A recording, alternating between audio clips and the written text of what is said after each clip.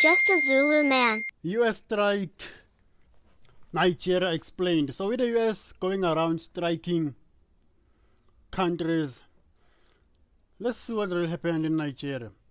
As they just did in Venezuela. What will happen in Nigeria? They didn't pay attention to this one. Did the U.S. military just strike inside Nigeria? So where exactly did the U.S. military just strike inside Nigeria, and how did they pull it off from hundreds of miles away? First, let's talk about the location. The strikes hit Sokoto State, right in the northwestern corner of Nigeria. This is a critical area because it borders the country of Niger. Security analysts have identified the specific targets as camps belonging to ISIS-affiliated militants.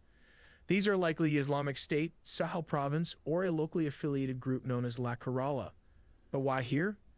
This region is seeing a dangerous shift. Extremist groups are moving down from the Sahel, specifically from Mali and Niger, into northwestern Nigeria. But the real surprise is how they did it. Unlike But I think we have a US base in, is it Botswana or Lesotho? US has bases everywhere. So if they want to invade South Africa, they won't need to come from America straight. They just go to Botswana, then fly over here. the drone strikes we often see in other regions, this operation relied on heavy naval firepower. The U.S. Navy launched Tomahawk cruise missiles, long-range precision weapons. These missiles were fired from a U.S. Navy warship positioned all the way down in the Gulf of Guinea, off the southern coast of West Africa. Why were they there in the first place? So the neighboring countries, they were helping the US, because this is foreign land, this is foreign waters. The Gulf of Guinea, I think it belongs to the Guineas or something. I don't know who governed this land, this part of the world. The operation was conducted by U.S. Africa Command.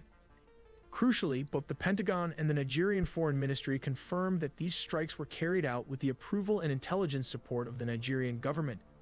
But how did the Nigeria war started? So the government was in on this to bomb their own country.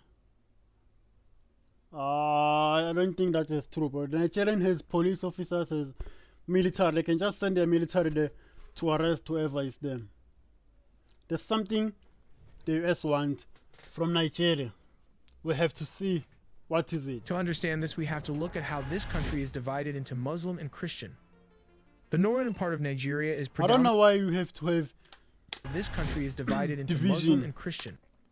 There should be a religion division. In South Africa, we have all the religions, I think. We have Muslims, we have Christian, which are the biggest religion in the whole world. But we are not divided. People still do insult each other. But South Africa has never been built around hating other religions. You could be divided by something else. The only division in South Africa was race during apartheid. Even now, the only division we have is white people still being racist, but religion has never. But in some countries, religion just divides them. The northern part of Nigeria is predominantly Muslim, with approximately 50 to 55% of the population adhering mostly to Sunni Islam, while the southern and southeastern regions are majority Christian, comprising about 45% to 35% of the population. Damn. Boko Haram, an Islamist militant group, is primarily based in northeastern Nigeria, specifically in Borno, Yobe, and Adamawa states. This group adhered to ISIS strategy and will eliminate everyone, whether Muslims or Christian, that does not follow their rule of law. Sadly, most of the victims are their fellow Muslims brothers too. Let's look at their bases. Boko Haram's strongholds So are... I heard they were accusing them of killing Christians, which is a lie, because everyone there dies. I don't think they're always even about religion anymore. They're always just about whatever they're scrambling over. Because if it's about religion, then you wouldn't kill your own religion, your religious brothers. You just kill the Christian, or the Christian will just kill the Muslim. Only found in northeastern Nigeria and the surrounding Lake Chad region, which stretches across the borders of Nigeria, Niger, Chad, and Cameroon. Among the most significant strongholds is the Sambisa forest in Nigeria. This vast remote forest has historically served as Boko Haram's primary headquarters and training ground, providing a concealed base for planning attacks and sheltering fighters. Another critical area is the Lake Chad Islands. These swampy, difficult-to-access islands offer natural cover, making them ideal hideouts for militants. They function as logistics hubs and supply depots, allowing Boko Haram to move men and material across borders with relative ease. Further, the rugged terrain of the Goza Hills along the Nigeria-Cameroon border acts as a strategic fallback zone. Here, Boko Haram maintains camps and lookout posts using the landscape to evade military operations. Finally, around the town of Bama in Borno State, Boko Haram has established logistical and command centers. This area plays an essential role in coordinating their operations and sustaining the insurgency. The Boko Haram, from the first time I've heard of it, that bus incident, I think I was still in high school, they have grown. They've been around for years, but they have established themselves as like the official military. Even when they operate, they have divisions, they have logistics, they have everything. This is more than just religion. It's about who wants to rule, who's going to rule the country. And Trump wants to do it. In the region. I always say you can't manage what you can't see. Monday.com shows you the full picture like that. But why is the Nigerian government unsuccessful in defeating Boko Haram? They face various problems from lower budgets, manpower, to geography. The group operates in remote, difficult terrains like forests and swampy Lake Chad Islands, which are hard for the military to access. Nigeria's armed forces often struggle with outdated equipment, poor training, and logistical issues, limiting... Even with the Maduro situation, he was struggling with the same. That's why he lost his war. Outdated equipment. The official government has outdated equipment. But the terrorists, they have the best equipment. They have the good training. They have a whole division for logistical, for logistics, while the government has logistical issues. These governments are not serious, but while the president is rich and moving around like a rich man. Their effectiveness. Intelligence gathering is difficult because Boko Haram uses guerrilla tactics and small-scale attacks to avoid detection. Additionally, poverty, unemployment, and weak governance in the northeast allow Boko Haram to recruit easily, with some communities mistrusting government forces due to corruption and previous abuses. The group's cross-border operations require regional cooperation, which is often slow and complicated by sovereignty concerns. Human rights concerns and security force abuses have also eroded public trust, making it harder for the government to gain community support. Let's take a closer look. I think this is the problem with every government. They don't value human rights everywhere, especially the US. That's why they are supporting the Nigerian government. How the US would go about targeting Boko Haram. First, they'd establish naval and air dominance. A naval task force made up of aircraft carriers, destroyers, and amphibious ships would position itself in the Gulf of Guinea. From there, they provide air cover, launch precision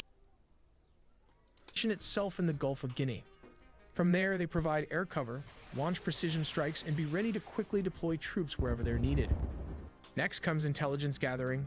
Using satellites, drones like the MQ-9 Reaper, and signal interception, the US would keep constant watch on Boko Haram's movements, strongholds, and communication. Meaning these things, they fly way. I don't know, maybe Boko Haram doesn't have satellite. They should get satellite. I'm not supporting them. But I think this thing was flying high, very high. That's why Boko Haram could not see them with an eye.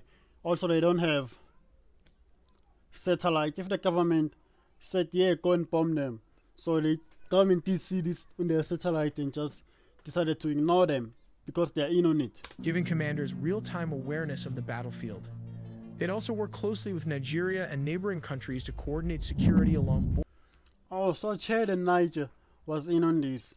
Not the citizen, but the government. The president, I'm sure they are getting something. Borders, share intelligence, and conduct joint operations that make it in Cameroon also.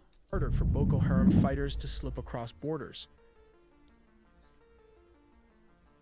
The weaponry? Cruise missiles like Tomahawks would launch from naval destroyers and submarines to take out key Boko Haram bases and supply depots. At the same time, stealth fighters like the F-35 would carry out airstrikes. They really like F-35. They use them also in Venezuela. I think they're just teaching the F-16 at this point. Because Nigeria doesn't have that top Nigerian Chinese satellite. So why do they need F-35? I think they're just moving to it. Command centers, minimizing collateral damage. Special forces would roll out in coordination with Nigerian and regional troops to conduct precision raids, Oh, so they were rolling with Nigerian troops. capture or eliminate Boko Haram's leadership, and help train local forces to better fight the insurgency. Finally, disrupting Boko Haram's logistics, especially in challenging terrains like the Lake Chad Islands and Sambisa Forest, would be vital. Cutting off their supply lines and making movement difficult would severely weaken the group. Together, this multi-layered approach combines America's advanced military capabilities with regional partnerships to systematically break down Boko Haram's strength, reduce their recruitment, and help restore stability in the region. Stop taking meeting notes and let ClickUp AI Note Taker do it for you. It allows you to focus on your meetings. For the U.S. to completely dismantle Boko Haram, they would need Marines and boots on the ground. The strategy involves deploying a ship capable of carrying Marines, tanks, and armored vehicles close to the shore using these hovercraft.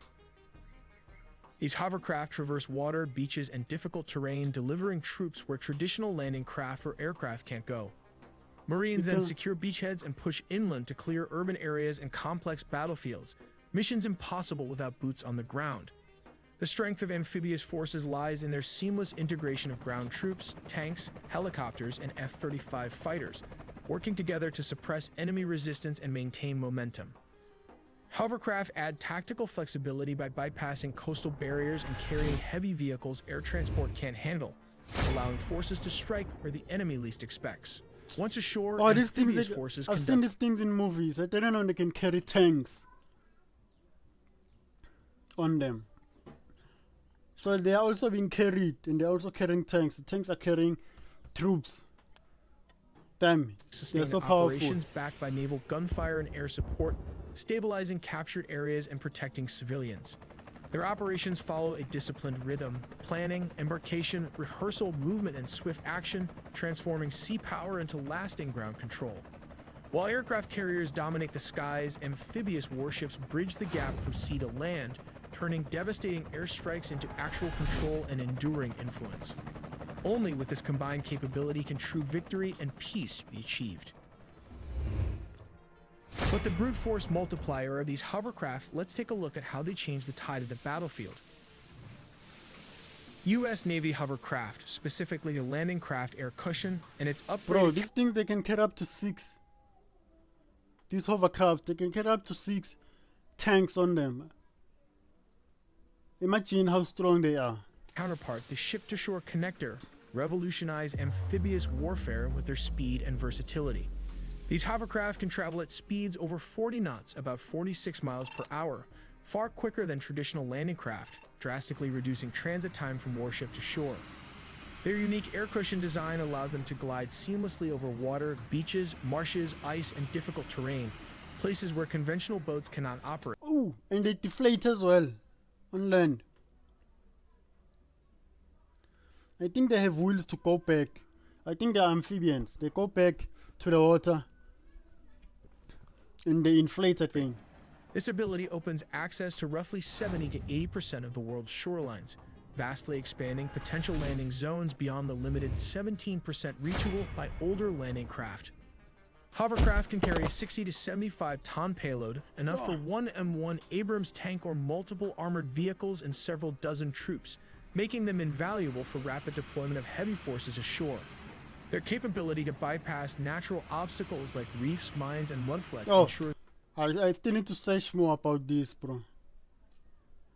I didn't know they're capable of all of this. I just saw them and left them there. The forces land where enemy defenses are weakest or least expected, enhancing tactical surprise. Thanks to this speed and terrain flexibility, hovercraft enable amphibious forces to launch fast, over-the-horizon assaults, sometimes deploying from 20 to 50 miles or more offshore, significantly increasing ship survivability by operating beyond enemy missile ranges.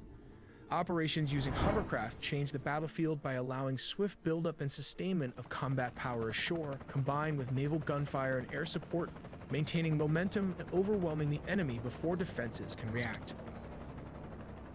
In the age of drone warfare, a giant ship like the Wasp class, a floating airport, faces new vulnerabilities. Even a simple $20,000 Iranian drone has the potential to wreak havoc on its platform. To resist such threats, these ships are armed with multiple defensive layers designed to counter attacks from every angle. At the bow and stern, the RIM 116 rolling airframe missile launchers rise above the starboard side superstructure, offering clear lines of sight and rapid interception capability against incoming missiles. Midway along the ship, on both port and starboard sides, the RIM 7 Sea Sparrow missile launchers work in tandem with their fire control radars to provide broad coverage against aircraft and missile threats. Failing systems protects the superstructure and are found forward and aft of the ship. Some Wasp-class ships feature a third amidships, ensuring that defensive fire overlaps and every sector remains covered. Mark 38 machine guns sit at the edges and corners of the hull, their elevated open deck mounts giving them a wide field of fire to engage fast boats or drones approaching from... Bro, I wonder how big this thing is in real life. I'm just seeing it in pictures, in a video. I wonder how big this thing is, with all this firing power. And I wonder how long it takes to come from the US to the Guinea, to the Gulf of Guinea. From any direction. Closest to the weather deck, 50 caliber M2 Browning machine guns are distributed at the bow and amidships on both sides. These are placed so operators can quickly respond to low, close-in threats approaching the waterline. Or like pirates. I don't think pirates Final gap will get closer to this. in a ship's comprehensive defensive envelope. If the preceding method proves ineffective against small targets, another close-in weapon system, the CRAM, comes into play. The CRAM integrates the radar and electro-optical system of the Phalanx, but this bad boy alone packs an 11-cell RAM launcher that can be reloaded, thus creating an autonomous system that can engage threats without relying on external information. Within the CRAM is the RIM 116 rolling airframe missile equipped with an infrared homing device. This small, lightweight infrared homing surface-to-air missile is specifically designed for engaging subsonic missile, such as the Soviet-era P-15 re-engineered by Iran. We make original 4K 3D animation with a small team of animators, so please support us by subscribing and dropping in a comment for more exclusive engineering animations made just for you guys. Alright, that's it. My energy is drained. I'm tired of these war videos, man. Tired of these war videos. The US is just out of line at this point, invading everything they can see, everything they can find, anything they want.